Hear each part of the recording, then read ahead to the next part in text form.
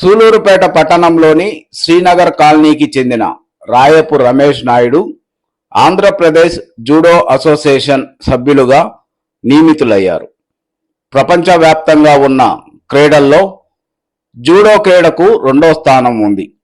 Olympic క్రీడగా కూడా గుర్తింపు ఉన్న జూడో క్రీడను, క్రీడాకారులను మరింత ప్రోత్సహిస్తున్న గ్లోబల్ నెట్వర్క్ మీడియా హౌస్ వారు ఏర్పాటు చేసిన రాష్ట్ర స్థాయి అసోసియేషన్లో సూలూరుపేట వాసికి అవకాశం లభించడంపై అభినందనలు తెలుపుతూ రమేష్ నాయుడుకు సన్మాన కార్యక్రమం ఏర్పాటు చేశారు.